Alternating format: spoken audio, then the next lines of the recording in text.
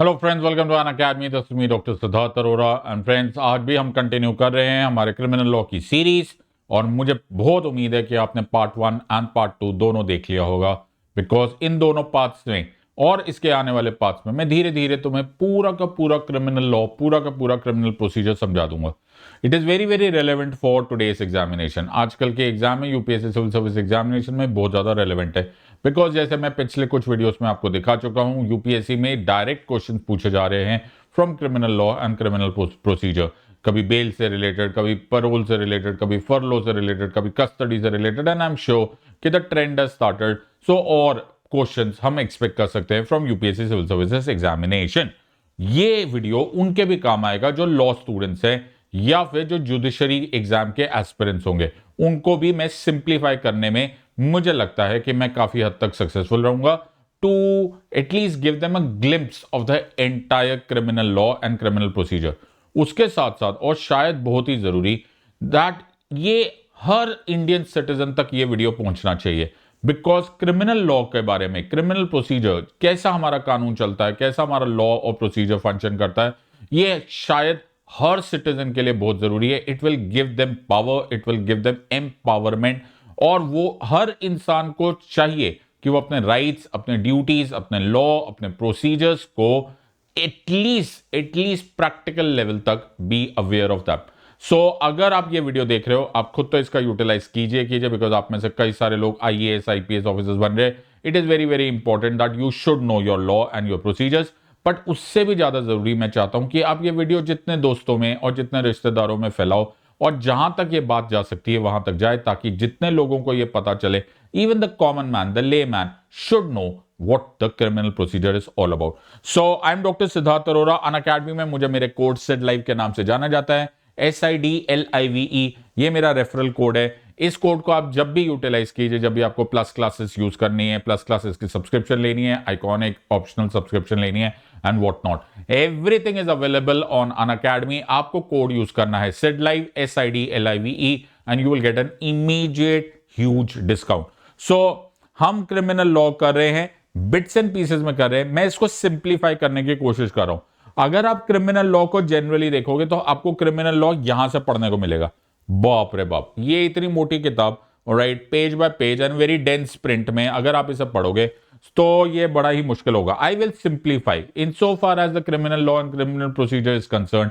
The technical details एक वकील और एक जज या फिर पुलिस डिपार्टमेंट के सिवाय और किसी को इतना जरूरी भी नहीं होता जानना, लेकिन एक मोटा मोटा the entire brief of picture, right, वो मैं आपको जरूर दूंगा, जो और ये काफी हद तक प्रैक्टिकल होगा, एटलीस्ट जितना कि ज्यादातर लोगों को इंडिया में, और फॉर दैट मैटर हर एक कंट्री में, अपने अपने लोगों को क्रिमिनल प्रोसीजर मालूम होना चाहिए।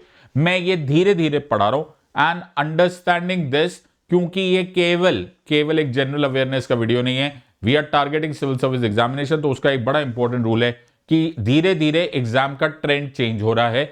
हमने, और ये बहुत पहले से भी होते हुए देखा था, 2013 के बाद से ही एग्जाम का ट्रेंड, सिविल सर्विस एग्जामिनेशन का ट्रेंड बदल रहा है। 16-17 के बाद तो ये एग्जाम का ट्रेंड बहुत ही ज्यादा कॉन्सेप्चुअल हो गया। पहले लोग सिर्फ एक बुक रट के चले जाते थे और सोचते थे कि जो एग्जाम पास हो गए। अब वो दिन गए, ऑलराइट, चलेगा अच्छे, दैट्स गॉन। अब वो पॉसिबल ही नहीं है कि आप ऐसा रट के बुक चले जाओ और एग्जाम दे आओ और पास हो जाओ, हो ही नहीं सकता। तुम्हें कॉन्सेप्ट्स बिल्ड करने पड़ेंगे, तुमको इंटरकनेक्शन करने पड़ेंगे, तब तक तुम्हारी जितनी भी मेहनत है सब वेस्ट है। राइट, सो वही काम मैं तुम्हारे लिए करके दूंगा। मैं तुम्हें फैक्ट्स भी बताऊंगा, ऑब्वियसली फैक्ट्स के बिना तो तुम क्या कॉन्सेप्ट बनाओगे। मैं फैक्ट्स बनाऊंगा, उसके अंडरलाइंग प्रिंसिपल्स बताऊंगा, अंडरलाइंग प्रिंसिपल्स को तुम कनेक्ट करना, और फिर वो तुम्हारे कॉन्सेप्ट बन जाएंगे, उनको जाके एग्जाम में लिखाना, और फिर तुम IAS ऑफिसर बन जाओगे। सो ये ट्रेंड, जैसे अभी हमारे कुछ फिलहाल क्वेश्चन में पिछले 2 वीडियोस में भी दिखा चुका हूं, तो जो लोग शायद आज पहली बार हमारे वीडियो को ज्वाइन करें वो इस क्वेश्चन को देखें और पहचानने की कोशिश कीजिए कि कौन सी बुक में ये तुम्हें मिल जाएगा। कहीं नहीं मिलने वाला। With reference to India, consider the following statements. When a prisoner makes out a sufficient case, parole cannot be denied to such a prisoner because it becomes a matter of his or her right. जिनको criminal law नहीं आता उनके लिए Greek और Latin है, कुछ समझ में आने वाला उसको नहीं है। State governments have their own prisoners release on parole rules. ये यूपीएससी सिविल सर्विस एग्जामिनेशन 2021 का क्वेश्चन है। आ तो किसी को नहीं सकता जब तक तुम्हें क्रिमिनल प्रोसीजर ना हो। फिर एक और क्वेश्चन आया, with reference to India consider the following statements. Choice number 1, judicial custody means an accused in the custody of the concerned magistrate and such accused is locked up in the police station, not in jail. Second choice, during judicial custody, the police officer in charge of the case is not allowed to interrogate the suspect without the approval of the court. Which of the statements given above is or are correct? अगर तुमने मेरा previous video, इसी series का previous video, और उसके साथ साथ हमने एक स्पेशल क्लास कंडक्ट की थी अनअकैडमी पे, अगर तो वो तुमने वॉच किया तो तुम इसका आंसर 5 सेकंड में दे सकते हो। और अगर तुमने ना तो प्रीवियस वीडियो देखा और उसके साथ साथ ना स्पेशल क्लास अटेंड की, तो बाय बाय, ये क्वेश्चन तुम्हारे बहुत ऊपर से निकल गया, तुम्हें पता भी नहीं चला। सो आइडिया यहां पर यह है कि मैं तुम्हारा भला करना चाह रहा हूं, तुम अपना खुद का भला करना चाह रहे हो कि नहीं करना, ये प्रैक्टिकल सवाल है। अगर आंसर इसका है यस, तो इस वीडियो को ध्यान से देखिए और प्रीवियस वीडियोस को भी देखिए, बिकॉज ये खुद से करना नामुमकिन है। इन सारी बुक्स को अगर तुम खुद से पढ़ोगे तो इसके जैसा हाल हो जाएगा और फिर भी तुम्हें कुछ समझ में नहीं आएगा। The point here is it is a technical subject, and when it is a technical subject there is no reason that any layman will be able to understand. So बाकी सब लोग ऐसे टाइम पास करते जाएंगे, ओहो हमने पढ़ लिया रट लिया, nothing. Law like any other technical subject requires specialised training, उसके लिए स्पेशलाइज्ड टीचर होने चाहिए, स्पेशलाइज्ड अंडरस्टैंडिंग होनी चाहिए, जो कि मैं यहां पर कर लूंगा, एंड ये मेरा फर्ज है जो मैं अदा करने के प्लान पे हूं। That's my promise, I will make it easy, मैं इसे आसान बनाऊंगा। और जो लोगों ने प्रीवियस वीडियोस देखा है राइट, उनको समझ में आ गया होगा कि मैंने उसको काफी आसान बना दिया है। Now just watch part 4। तो हमने पार्ट 4 एक्चुअली पिछले बार तक हमने कहां तक स्टोरी ले गया था, पहले मैं तुम्हें बता देता हूं। हमने स्टोरी ऐसे बताई थी कि एक जो कंप्लेनेंट होता है वो शिकायत करता होता है, वो एक इंफॉर्मेशन देता है पुलिस को, पुलिस उसको एफआईआर में कन्वर्ट करती है, एफआईआर फर्स्ट इंफॉर्मेशन रिपोर्ट होते हैं, कॉमन भाषा में उसको बोलते हैं केस रजिस्टर करना। केस रजिस्टर करने के बाद पुलिस तहकीकात करती है, जांच करती है, उसी को बोलते हैं इन्वेस्टिगेशन। इन्वेस्टिगेशन के दौरान हो सकता है, मैंने वर्ड क्या बोला, हो सकता है कि पुलिस को ऐसा जरूरत महसूस हो कि अरेस्ट करने की, उस अक्यूज को अरेस्ट करने की जरूरत महसूस हो। इसी को गिरफ्तारी बोलते हैं, गिरफ्त में लेना बोलते हैं। नाउ अगर अरेस्ट करने की जरूरत है तो ही पुलिस ने अरेस्ट करना चाहिए, यह बड़ा क्लियरली मेंशन्ड है। लेकिन प्रॉब्लम यहां पर यह है कि यहां पर वो जरूरत और नुकसान, the pros and the cons of arrest, बड़ा खतरनाक स्टेप है। मैं तुम्हें समझाने की कोशिश करता हूं। थोड़ी देर के लिए अपने आप को पुलिस ऑफिसर समझो। अगर एक पुलिस ऑफिसर होने के नाते तुम्हें ऐसा लग रहा है, तुम जांच अधिकारी हो, तुम इन्वेस्टिगेटिंग ऑफिसर हो, तुम्हें ऐसा लग रहा है कि नहीं यार जरूरी है, इसको अरेस्ट नहीं करेंगे ना भाई ये भाग जाएगा, ओके ये निकल गया इंडिया से, या फिर ये बड़ा रसूख वाला आदमी है, इसने तो यार सारे विटनेसेस को डरा देना, सारे गवाह डर के मारे भाग जाएंगे, सारे सबूत गायब हो जाएंगे, कोई हो सकता है वेपन हो, ओके मर्डर वेपन जो है, जो आला एक कत्ल कहलाता है कि जी इसी ने इस वेपन को यूज करके ही मर्डर किया, उसके बिना ऐसे केस नहीं बनना तुम्हारा। तो वो आला एक कत्ल ढूंढने के लिए तो पुलिस तो पूरी जोर लगा लेती है। लेकिन अगर ये नहीं अरेस्ट हुआ, जो अक्यूज है, जिसके ऊपर सस्पेक्ट है, तो वो चांस है कि वो वेपन को गायब कर दे, क्योंकि उसको तो पता है। ऐसी कई सारी चीजें होती है जो पुलिस को कंसिडर करनी पड़ती है अगर उनको ये इन्वेस्टिगेशन एक लॉजिकल कंक्लूजन तक पहुंचाना है। लेकिन दूसरी तरफ का भी देखो भाई, जिसका अरेस्ट हो रहा है उसके लिए तो जिंदगी बड़ी खतरनाक है, बिकॉज उसका आर्टिकल 21 वायोलेट होने का बहुत हाई चांस है। अब ये आर्टिकल 21 कहां से आया? Article 21 of the constitution of India says no person shall be deprived of his life or personal liberty except according to procedure established by law। अब इसमें लिबर्टी वर्ड बड़ा खतरनाक वर्ड है। लिबर्टी जैसे अरेस्ट हुआ तुम्हारी लिबर्टी गई। अब वो बात अलग है कि प्रोसीजर एस्टैब्लिश्ड बाय लॉ, लेकिन by law, procedure established by law में वो जो प्रोसीजर है उसमें पुलिस के लिए वर्ड छोड़ दिया गया में। जी पुलिस की डिस्क्रिशनरी पावर्स है, ये अगर उन्हें लगा कि इसको अरेस्ट करना चाहिए तो वो अरेस्ट कर सकते हैं। लेकिन क्या तुम इस बात को समझ सकते हो कि जब वो डिस्क्रिशन छोड़ दिया गया, तुम्हारे मर्जी पर छोड़ दिया गया, तो वो हो सकता है नेसेसरी हो और हो सकता है अननेसेसरी हो। ये सारा का सारा सवाल इस पॉइंट पे आके रुक जाता है कि कहीं वो अननेसेसरी अरेस्ट तो नहीं हो गया, कहीं वो अननेसेसरी अरेस्ट तो नहीं हो गया। बिकॉज अगर वो अननेसेसरी अरेस्ट हो गया तो वायोलेशन ऑफ आर्टिकल 21 साफ दिखाई देता है, क्योंकि ये पूरा देश का कॉन्स्टिट्यूशन जो बैठा हुआ है, the bedrock of the constitution of India, वो आर्टिकल 21 है। तुम्हारी लिबर्टी गई, गेम ओवर।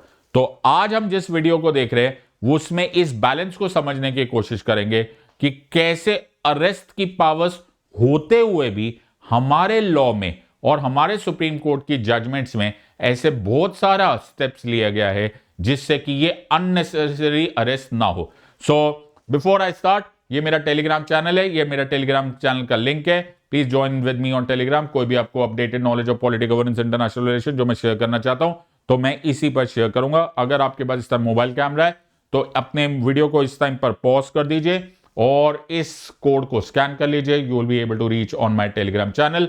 और मेरा कोड सिड लाइव कभी मत भूलिए, please utilise the Sid live code and join my team Sid live which is the largest team on Unacademy. I will be very very happy to teach you.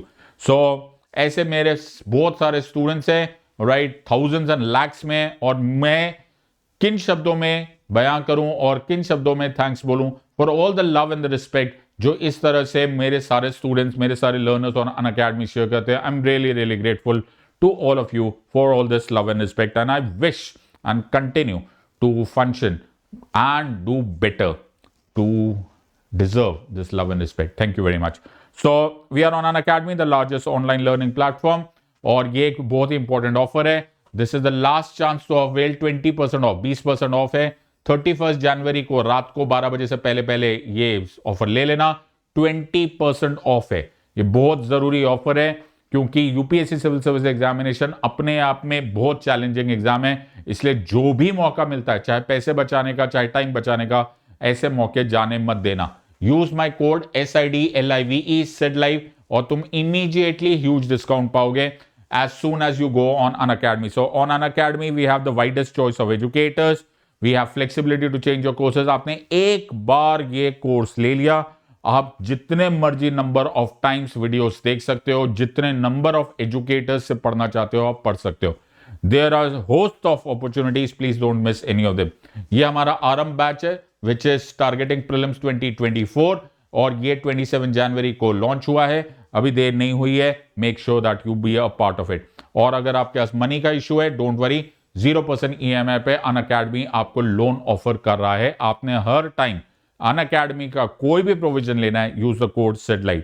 एक मैं आप लोगों के लिए NCERT बेस्ड फाउंडेशन कोर्स लेकर आया हूं which is a 3 month course, और ये सिर्फ मेरा सब्जेक्ट नहीं है, ऑल द सब्जेक्ट्स प्रीलिम से लेकर मेंस तक, मेंस से लेकर ऑप्शनल तक, ऑल द सब्जेक्ट्स के NCERT we are teaching you.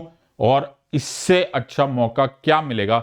3 महीने का कोर्स 3999, तुम समझ ही सकते हो, ये 40-50 रुपए per day for making your foundation crystal clear for the exam. इस एग्जाम को आप पास नहीं कर सकते जब तक आपके एब्सोल्यूट फाउंडेशन क्लियर ना हो। ऐसा मौका जाने मत देना। Also one last and very important news कि अनअकैडमी का नया सेंटर खुल रहा है, that is an offline classes at old Rajendra Nagar. Please don't miss this part. जो लोग दिल्ली आकर पढ़ना चाहते हैं ऑफलाइन क्लासेस में, फिजिकल क्लासेस में, please be a part of it. ये तुमने न्यूज सुनी होगी आज का वीडियो में, हाँ के, तो ये एक न्यूज में तुमको सुनाई दे रहा होगा कि वीडियोकॉन रिलेटेड कुछ केस हुआ है। There is a banking fraud that is happening, okay, ICICI और बैंकिंग फ्रॉड। एक उनकी एक्स मैनेजिंग डायरेक्टर है, उनको अरेस्ट किया गया। जब अरेस्ट किया गया तो अरेस्ट करने के बाद जो उनके लॉयर्स है उन्होंने बेल एप्लीकेशन मूव की। तो ये मैडम कोचर और उनके हस्बैंड मिस्टर दीपक कोचर, इनके ऊपर इनको अरेस्ट किया गया, CBI ने अरेस्ट किया। मैं एक बार पढ़ लेता हूं। Bombay high court granted bail, उनको जमानत दे दी, राइट, इन दिस मैटर, और उनको बोला कि ये जो अरेस्ट किया गया था ये इल्लीगल था। अरेस्ट भी इल्लीगल होता है? हाँ, बताओ, अरेस्ट भी इल्लीगल होता है, कैसे? और उनके साथ में उन्होंने लिखा कि उनके वकील साहब ने बोला arrest was carried out and was in violation of section 41A of criminal procedure code. Now ये headlines, Bombay high court grants bail to Chanda Kochhar husband Deepak in Videocon loan fraud case. तुमने ये न्यूज सुनी होगी, लेकिन तुम में से बहुत सारे लोगों को इसका इंट्रिकेट डिटेल्स ऑफ लॉ या फिर क्रिमिनल प्रोसीजर से कैसे कनेक्ट होता है, ये आपको नहीं समझ में आएगा होगा। आज मैं तुमको कुछ ही मिनटों में ये हमेशा के लिए क्लैरिफाई कर दूंगा, और ये बहुत ही इंपॉर्टेंट टॉपिक है और ये तुम्हें मालूम भी होना चाहिए। Again I am telling you, ये थ्योरेटिकल लॉ है ही नहीं। This is certainly not theoretical. ये हमारे आसपास का मामला है। बड़ा अजीब लगता है, चाहे तुम एक मेडिकल स्टूडेंट ही क्यों ना हो, ओके, तुम डॉक्टर अभी नहीं बने, मान के चलो तुम एक मेडिकल कॉलेज में पढ़ रहे हो, लेकिन तुम्हारे आस पड़ोस में, तुम्हारे पड़ोसियों में, तुम्हारे दोस्तों में, तुम्हारे रिश्तेदारों में तुमसे बड़ी उम्मीद हो जाती है, अरे डॉक्टर ही कर रहा है, हाँ कौन से ईयर में, साहब मैं सेकेंड ईयर में हूँ। सेकेंड ईयर, अरे यार मेरे है ना XYZ रिलेटिव है ना, उनको फला फला हार्ट की बीमारी है, क्या करना चाहिए। अब तुम्हें मन ही मन मालूम है कि तुम्हें कुछ भी नहीं मालूम है, एक्चुअली अभी अभी तुम रट के आए हो, बड़ी मुश्किल से तुमने शॉर्ट नोट लिखा है, लेकिन एक जनरल अवेयरनेस तो मालूम होना चाहिए, हाँ, कि मायोकार्डियल इन्फेक्शन नाम की चीज होती क्या है, इतना तो मालूम ही होना चाहिए। वैसे ही क्रिमिनल लॉ जरूरी नहीं है कि तुम्हें प्रैक्टिस ही करनी है, कि तुम कल जाके काला कोट पहन के खड़े हो जाओगे तो ही तुम वकील बन गए, तभी तुम क्रिमिनल लॉ आना चाहिए। No, certainly not.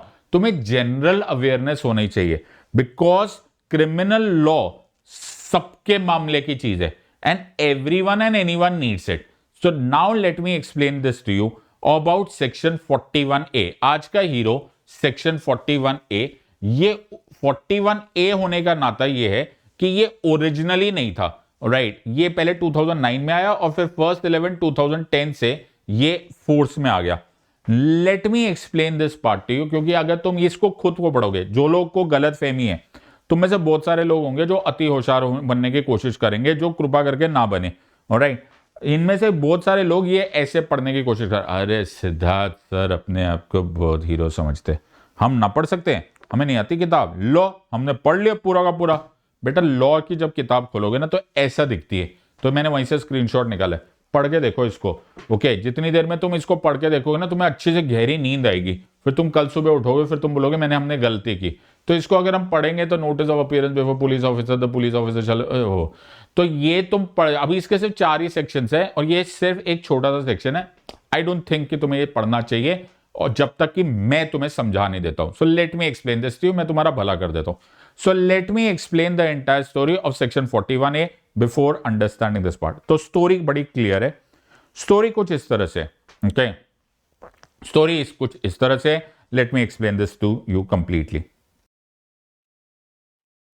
तो मैंने तुम्हें जो पहले बताया था, I had explained it to you, कि पुलिस के पास पावर्स टू अरेस्ट है। मेरी बात फिर समझो, कहीं नहीं लिखा कि पुलिस अरेस्ट नहीं कर सकती, पुलिस के पास पावर्स टू अरेस्ट है। Section 46 of criminal procedure code CRPC के अनुसार पुलिस अरेस्ट कर सकती है। उसमें भी मैं बाद में फिर कभी बताऊंगा, उसमें भी कुछ ऐसे ऑफेंसेस होते हैं जिनको कॉग्निजेबल ऑफेंसेस करते हैं, जो कि संज्ञान लेने का, यानी कि पुलिस उसको संज्ञान बिना कोर्ट की मर्जी से ले सकती है। Let's not get into those unnecessary details right now. Point यहां पे कि उनको वारंट की भी जरूरत नहीं होती। सो ये कई बार आप ना हिंदी पिक्चरों में देखते हो, ये हिंदी पिक्चरों ने ना आधे लोगों को क्रिमिनल लॉ गलत पढ़ा दिया।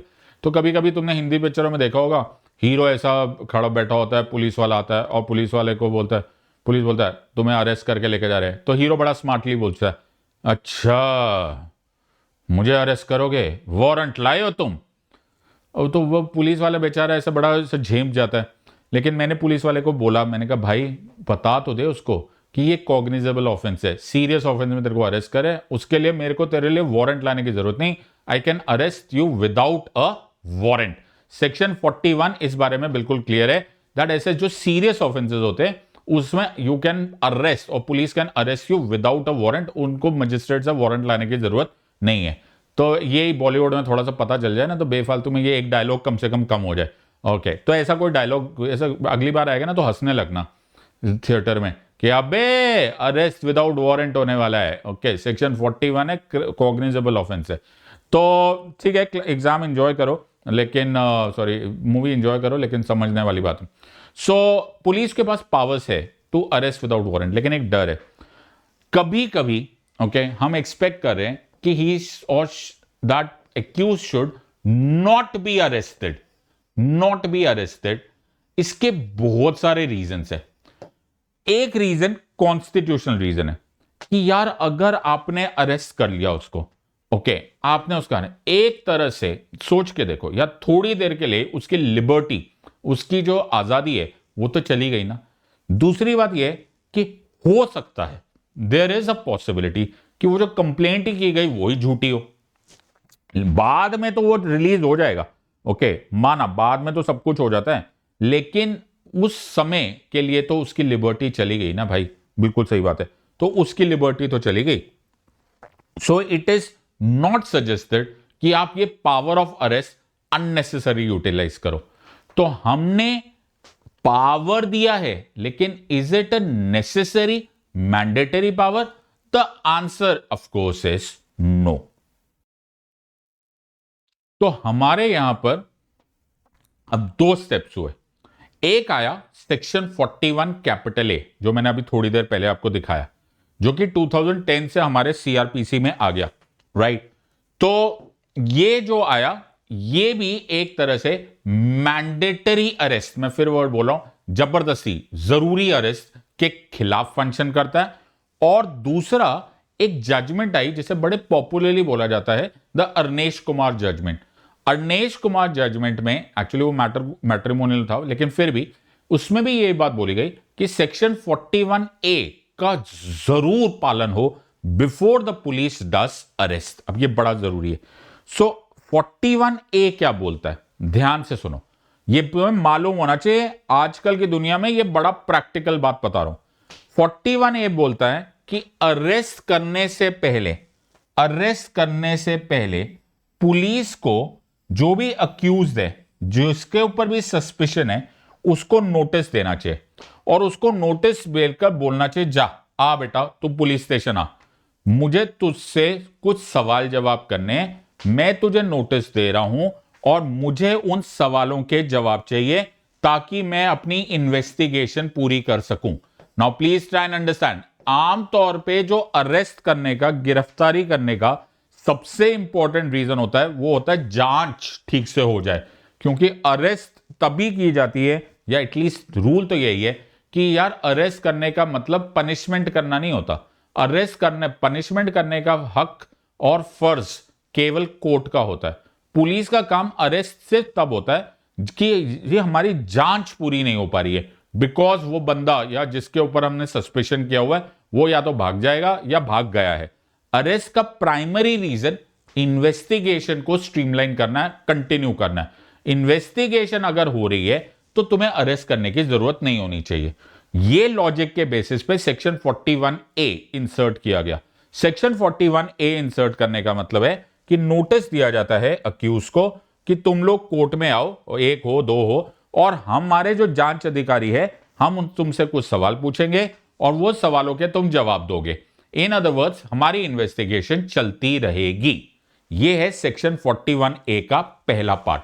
अगर तुम इसको ध्यान से सुनोगे तो where the arrest of a person is not required under the provisions of subsection 41 A, issue a notice directing the person against whom a reasonable complaint has been made or credible information or a reasonable suspicion exists that he has committed a cognizable offense to appear before him at others place as may be specified in the notice।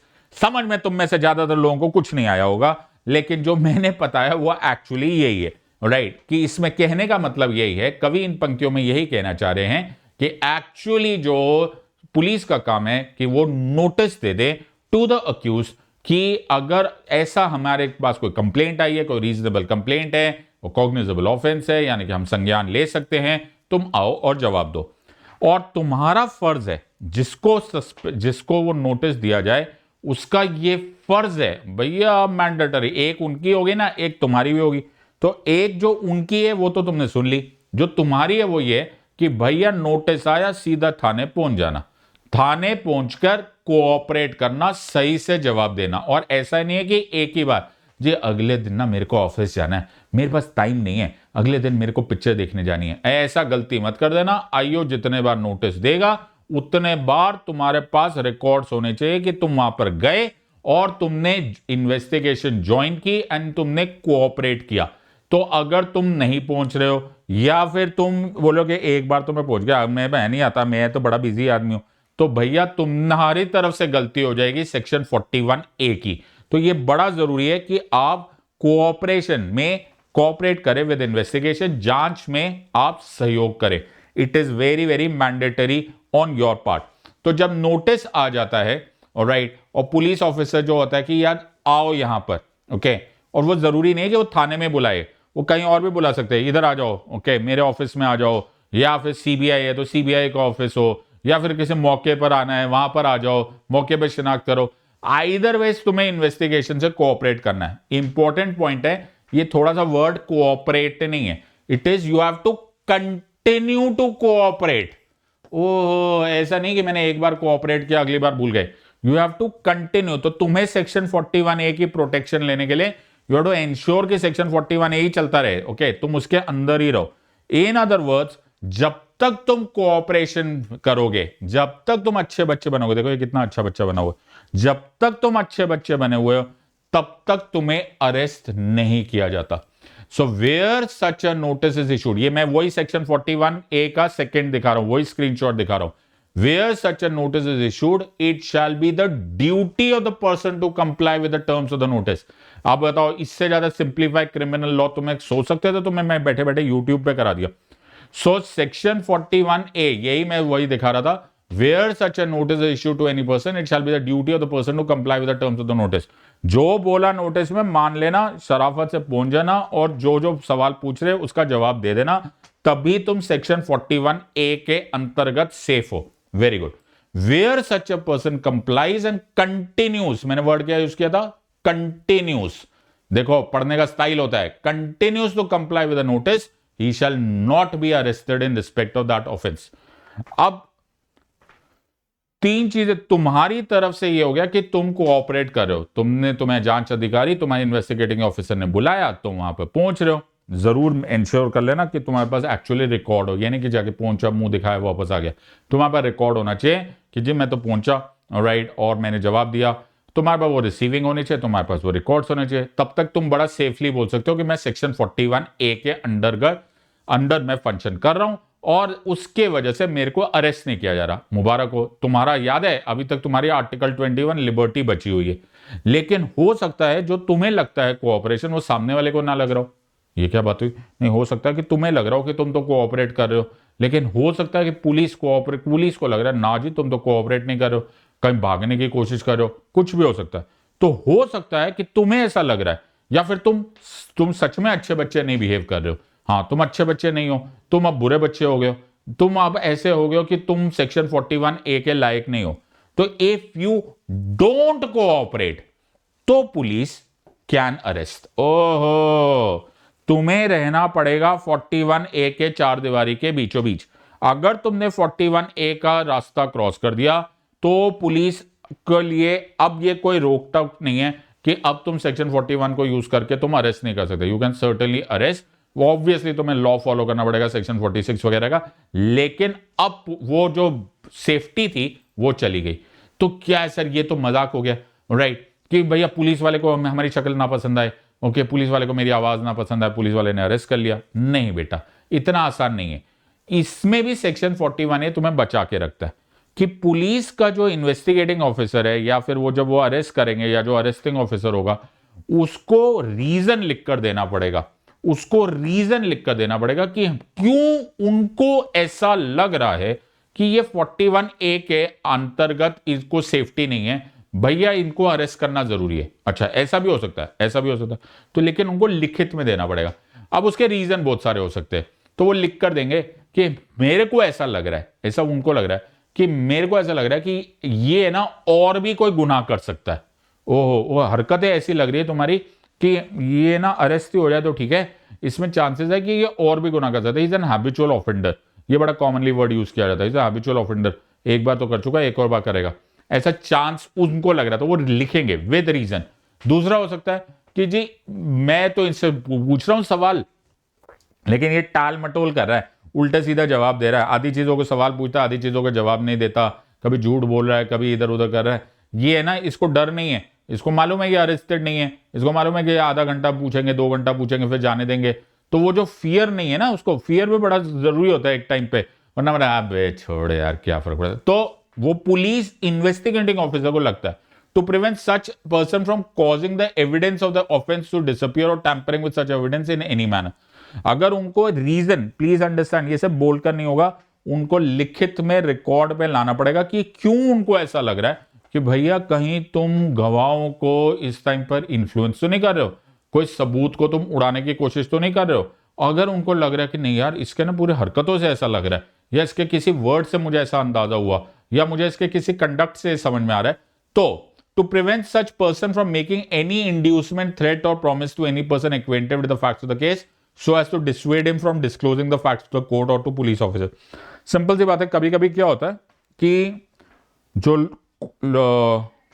गुनाह होता है वो अकेले नहीं किया गया होता, उसमें दो चार लोग मिले होते हैं, और वो जो दो चार लोग मिले होते हैं तो हो सकता है कि पुलिस को ये लग रहा हो या इन्वेस्टिगेटिंग ऑफिसर को लग रहा हो कि ये जिसको ये हम बार बार सेक्शन 41A में इसको बुला के नोटिस तो दे देते हैं, लेकिन इसकी जो एक्शन है, जो इसका कंडक्ट है, जो इसके वर्ड्स है, वो कुछ इस तरह से कि ये उन लोगों को डरा देगा या धमका देगा या उनको डिस्करेज करेगा, डिसवेड कर देगा जो कि और लोग इन्वॉल्व थे, right, from helping us in this investigation, और फिर वो ऑब्वियसली लॉजिकल कंक्लूजन पे नहीं पहुंचेगा।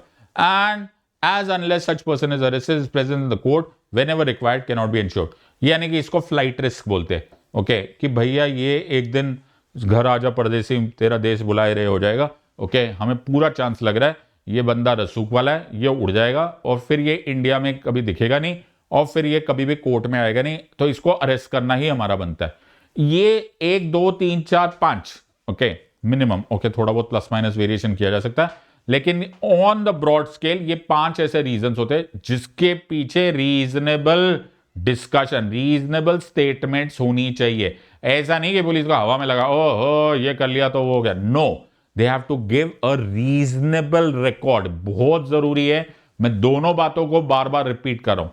तुम गए और तुमने कोऑपरेट किया, ये भी तुम्हारे पास रिकॉर्ड होना चाहिए कि हम गए थे, हमने ये स्टेटमेंट दी थी, ये किया था, और पुलिस वाले को लगा कि तुमने नहीं कोऑपरेट किया या फिर ये 5 ग्राउंड्स है, इसके भी उनके पास रिटन रिकॉर्ड्स होने चाहिए। इस बेसिस पर ही आर्टिकल 21 प्रोटेक्टेड रहेगा। नाउ मैंने तुमको लॉ समझा दिया, अब इसको न्यूज के साथ कनेक्ट करो। कैसे? तो ये न्यूज अब पढ़ो। अब इस न्यूज में बोला गया कि the Bombay high court on Monday granted bail to former ICICI Bank etc. in the Videocon loan fraud case. They had claimed their pleas that their arrest by CBI in connection with the case related to alleged irregularities provided etc. was illegal. Why was it illegal?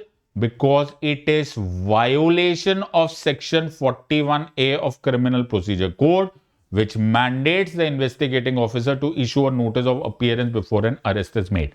तो इस case में यह डाल दिया गया कि section 41A के अंतर्गत आप अरेस्ट कर नहीं सकते अगर वो लोग को जिनको आप अरेस्ट करना चाह रहे हो वो आपके साथ कोऑपरेट कर रहे हैं।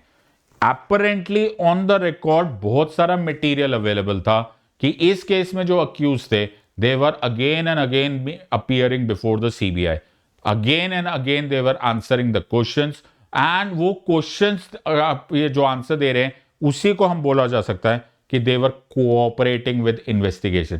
और क्योंकि they were cooperating with investigation तो ऑटोमेटिकली आपके ऊपर प्रोटेक्शन है सेक्शन 41A की, और क्योंकि सेक्शन 41A है, अब सीबीआई या फिर जो भी इन्वेस्टिगेटिंग ऑफिसर था, चाहे वो पुलिस हो, चाहे सीबीआई हो, चाहे कोई भी ऐसी एजेंसी हो, उनके इन्वेस्टिगेटिंग ऑफिसर की ये जिम्मेदारी थी कि ऑन रिकॉर्ड वो लेकर आए, रीजन से साथ लेकर आए कि इनमें से कौन सी वजहों से उसने सोचा कि इनको सेक्शन 41A की प्रोटेक्शन नहीं मिलनी चाहिए। ऐसा कोई रिकॉर्ड नहीं मिला। अपरेंटली उस इन्वेस्टिगेटिंग ऑफिसर ने या अरेस्टिंग ऑफिसर ने या उस डिपार्टमेंट ने या उस एजेंसी ने ऐसा कहीं पे भी नहीं लिखा हुआ था कि इनमें से किस वजह से हम लोगों ने अरेस्ट किया, हमें इन 5 में से कौन सा रीजन लगा था कि इन दोनों को अरेस्ट करना जरूरी हो गया। तो सेक्शन 41A की वायोलेशन हुई। सेक्शन 41A की वायोलेशन होती है, इसका ऑटोमेटिक मतलब है कि तुम्हारा आर्टिकल 21 की वायोलेशन हुई है। और आर्टिकल 21 की वायोलेशन अगर होती है, no person shall be deprived of his life and personal liberty except according to procedure established by law. तो अगर तुम आर्टिकल 21 को वायोलेट करके किसी को अरेस्ट करते हो, किसी की भी कस्टडी लेते हो, तो वो इलीगल कस्टडी हो जाती है। और इलीगल कस्टडी को सुप्रीम कोर्ट या हाई कोर्ट्स कभी भी माफ नहीं करेंगे। And that is the reason उनको इमीडिएटली बेल दी गई।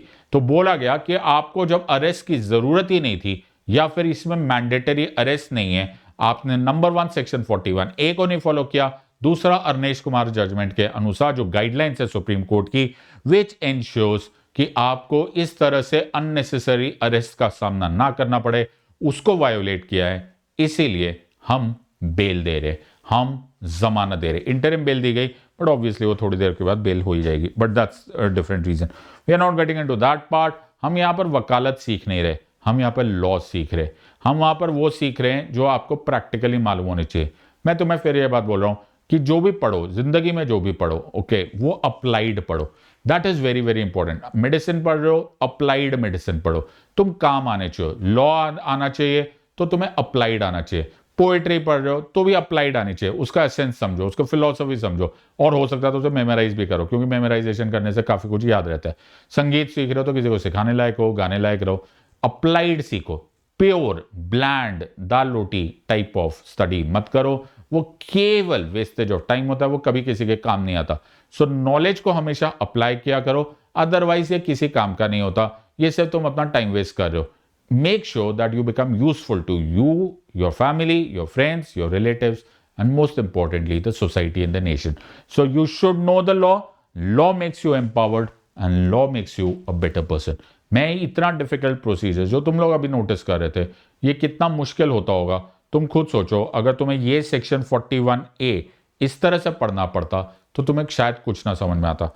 अब तुमको समझ में आ गया, तुम इनमें से हर एक को आर्टिकल को सेक्शन को पढ़ोगे, तुम्हें जो मैंने पढ़ाया है उसको हिंट्स में तुम्हें समझ में आ गया होगा। एज आई टोल्ड यू, मैं तुम्हें वकील नहीं बना रहा हूं, मैं चाहता हूं कि तुम इस एग्जाम को क्रैक करो। और इसके बाद अगर अनअकैडमी में तुम कुछ और सीखना चाहते हो मोर डिटेल में, तो you are more than welcome to join us. Please use the code SIDLIVE SIDLIVE and join us. सबसे पहले ये एनसीईआरटी कोर्सेज तुम्हारे लिए बहुत काम के हैं, फॉर दोज ऑफ यू जिन लोगों के बेसिक्स बहुत वीक है और तुम चाहते हो कि तुम्हारा स्ट्रॉन्ग, एब्सोल्यूट स्ट्रॉन्ग फाउंडेशन हो। और बाकी लोग, जो लोग अभी तक जिन्होंने प्लस क्लासेस नहीं ज्वाइन किए, प्लीज एंश्योर 31 जनवरी की इस डेट को मत मिस करो। 20% ऑफ बहुत बड़ा ऑफ होता है। इन अदर वर्ड्स, बहुत अमाउंट ऑफ मनी बचा सकते हो। Please give yourself a realistic chance of cracking this exam and continue watching my series. इस सीरीज को जितना दूर तक स्प्रेड कर सकते हो, please spread it. I will be very very happy and I'll join you next time with more such criminal law and procedures. हमने bell, parole और furlough next time करने का start करेंगे. Make sure that you watch out, like, share and subscribe the series and I'll see you next time. In the words of Unacademy, let's crack it. Until next time, God bless, thank you and Jai Hind.